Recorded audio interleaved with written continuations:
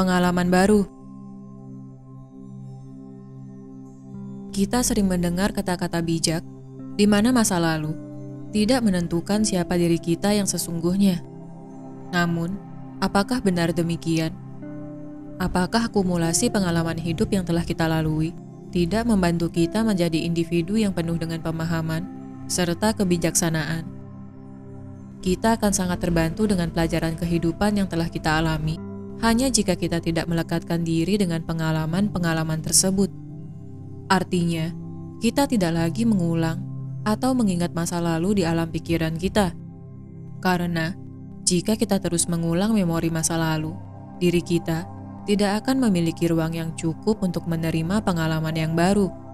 Sementara, sebagai jiwa yang terus bertumbuh, kita harus mengambil kesempatan di kelahiran kita saat ini untuk terus meningkatkan kesadaran kita. Banyak dari kita yang suka bernostalgia dengan menyimpan barang-barang sentimental, seperti mainan atau pakaian masa kecil. Kita begitu terikat dengan kenangan masa kecil, sehingga ketika kita kehilangan benda-benda tersebut, kita merasa seperti bagian dari kita hilang. Inilah kemelekatan yang banyak dialami oleh manusia. Kita perlu memahami bersama bahwa pertumbuhan jiwa kita hingga saat ini bukanlah akumulasi kepemilikan barang masa lalu, melainkan pemahaman akan pelajaran yang bisa kita petik dari kejadian yang telah kita lalui. Jika kita sibuk memberikan label baik atau buruk terhadap kejadian hidup di masa lalu, maka kita akan menderita dan terus terperangkap pada emosi lama. Inilah penyumbatan energi diri yang menghalangi pengalaman baru untuk hadir ke hidup kita. Untuk dapat bisa merasakan pengalaman yang baru, kita harus terus melepaskan kemelekatan akan hal-hal yang sudah kita lalui. Entah itu penghargaan terhadap kinerja kita pada periode tertentu, atau berbagai pencapaian yang kita banggakan di masa lalu. Segala yang telah berlalu tidak perlu kita kenang atau ceritakan berulang kali kepada orang lain.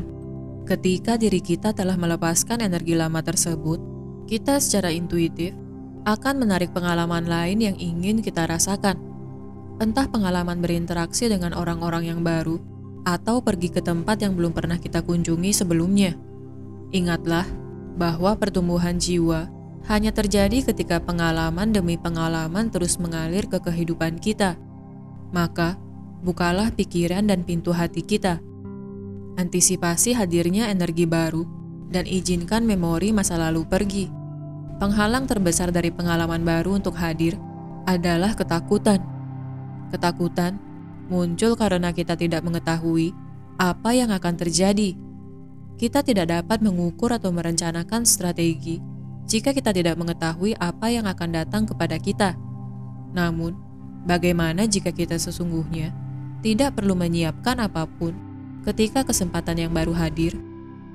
Ketika kita selalu berada di lingkungan yang homogen, di mana kita hanya berinteraksi dengan orang-orang yang memiliki pola pikir yang sejenis dengan kita, maka kita akan berada dalam ketakutan saat berhadapan dengan orang yang memiliki pola pikir yang kontras dengan kita.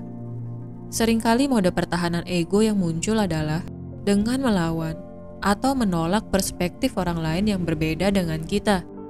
Jika kita merasa bahwa kita sulit untuk mendengarkan pendapat orang lain dan selalu ingin menang, maka sadarilah bahwa kecenderungan tersebut tidak dapat membantu kita berada pada kondisi mengalir. Melakukan perlawanan atau menyerang orang lain maupun situasi adalah wujud dari ketakutan. Kita hanya merasa aman ketika kita menang. Padahal sesungguhnya, kita tidak perlu menang atau menjadi benar untuk meningkatkan kesadaran kita. Jadilah rendah hati dan hindari menjelaskan idealisme kita secara panjang lebar kepada orang lain. Kegiatan ini hanya akan menghamburkan energi kita keluar. Menarik pengalaman baru dapat dilakukan oleh siapa saja ketika mereka berada pada kondisi mengalir, di mana mereka tidak lagi melekatkan diri mereka dengan nostalgia masa lalu.